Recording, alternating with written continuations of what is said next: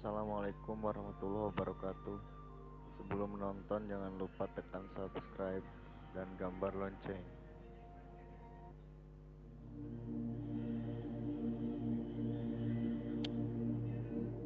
Subhanallah, hampir semua orang non-muslim itu datang kepadanya sinyal. Hampir orang-orang Islam orang non-muslim yang datang kepada saya ucapin syahadat. Semua kisahnya kalau bagi saya sih, kalau kita mungkin dengar biasa-biasa saja. Ada yang merinding karena dengar azan, ada yang karena melihat jilbab, ada yang karena melihat orang ke masjid, ada yang karena mendengar beberapa ayat Al-Quran, gitu kan.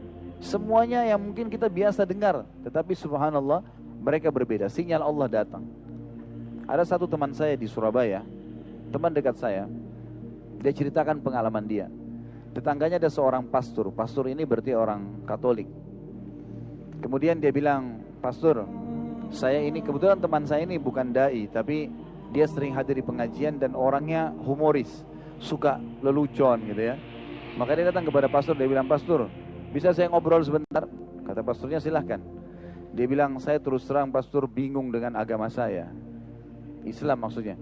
Padahal orang ini istiqomahnya luar biasa, suka dengan Islam, dengan Islam. Tapi dia bilang gitu, ini cara dia ya. Kemudian pastornya dia bilang, ini saya yang lebih bingung lagi, ada Al-Quran dan ada terjemahan bahasa Indonesia. Ada satu surah dalam Al-Quran yang membuat saya lebih bingung dengan Islam. Ini surah Al-Ikhlas. Ada kalimat dalam Al-Ikhlas, lam yalid walam yulad. Tidak beranak, tidak diperanakkan. Tuhan itu enggak punya asas, nggak ada orang tuanya, dan tidak ada juga jalurnya ke bawah, nggak ada anak-anaknya. Karena kalau ada orang tua pasti ada kakek nenek, kalau ada anak pasti ada cucu dan cicit dan seterusnya. Kata pasturnya langsung, memang agama kamu itu membingungkan gitu. Kata teman saya ini, semoga Allah jaga beliau. Sekarang masya Allah masih ada dan berhasil sukses sekali di Surabaya dan sudah selesaikan S3-nya. Dia bilang begini aja, pastor, saya kasih Quran terjemahan ini, pastor coba pelajari, kasih saya Injil terjemahan, saya pelajari. Seminggu kemudian kita ketemu, siapa tahu ada jawaban.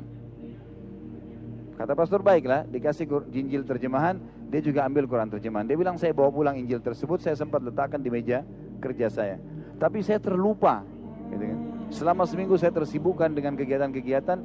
Lalu kemudian saya ketemu lagi seminggu kemudian, ternyata pastor ini serius membaca ayat lam yalid walam yulad, lam yalid walam yulad. Ini terputar-putar dibaca terus.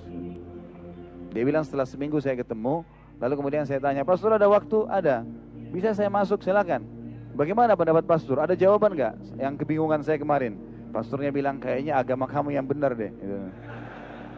Memang kayaknya Tuhan nggak boleh punya asas, nggak boleh punya bawah. Kalau Tuhan itu harus dia esa, gitu kan. Akhirnya sama teman saya diajak, kalau gitu syahadat aja pastor, masuk Islam di tangan dia. Sesuatu yang kadang-kadang tidak masuk di akal kita. Ada teman saya di Makassar kemarin, Syekh Ali Rimi dari Mekah, dan ada satu lagi Syekh Hamad dari wilayah Hail. Dua orang ini diutus oleh Saudi jadi dosen, satu di UIN, satu di UMI di Makassar. Saya sering kali kalau waktu berapa tahun lalu saya di Makassar, ini kisah sekitar mungkin 9-10 tahun yang lalu, saya telepon, sering kalau ada apa-apa saya beritakan, "Akhi kalau butuh apa-apa telepon saya saja."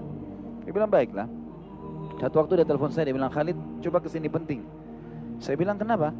Dia bilang, "Ada orang mau masuk Islam." Baiklah kalau gitu saya datang. Saya datang ke sana, naik motor, sampai di sana saya tanya, "Mana orang yang mau masuk Islam?" Di sebelah dia kebetulan ada salah satu marketing obat yang sering keliling-keliling di apotik. Itu ternyata dia. Kata teman saya, Ali Harim ini orang yang mau masuk Islam nih. Saya tanya, Mas saya mau masuk Islam?" Dia bilang, "Iya." "Kenapa Mas mau masuk Islam?" Dia bilang, "Saya kagum lihat dua orang Arab ini. Setiap azan pasti ke masjid, gitu kan. Pasti kalau dengar azan ke masjid. Setiap saya masuk ini pasti jalan ke masjid." Waktu saya tanya, memang bisa bahasa Indonesia tapi terbata-bata. Waktu saya tanya kenapa, dia bilang ini perintah Tuhan. Dia bilang, "Saya pertemukan dengan keadaan saya seminggu sekali ke gereja aja saya masih malas. Ini orang satu hari dipanggil, waktu saya tanya berapa kali, dia bilang 5 kali. Begitu rajinnya dia pergi. Kalau gitu saya tahu ini agama benar, saya mau ikut deh." Hanya begitu. Antum sekarang dengar azan sehari berapa kali? Jawab gak ke masjid? Jadi unik sekali gitu ya, orang masuk Islam itu sesuatu yang luar biasa. Jadi jangan pernah berpikir, oh Islam ini sulit untuk ditawarkan, oh Islam ini diterima atau enggak ya. Untuk berdialog, untuk berbicara menawarkan Islam, saya harus hafal Injil enggak? Atau saya hafal Taurat enggak? Itu tidak perlu. Tawarkan Islam, selebihnya tawakal kepada Allah. Karena tugas kita hanya menyampaikan. Allah berkata kepada Nabi Muhammad SAW dalam Al-Quran, "Ma alaika illal balag." Tugasmu hanya nyampaikan, hai Muhammad, gak lebih dari itu.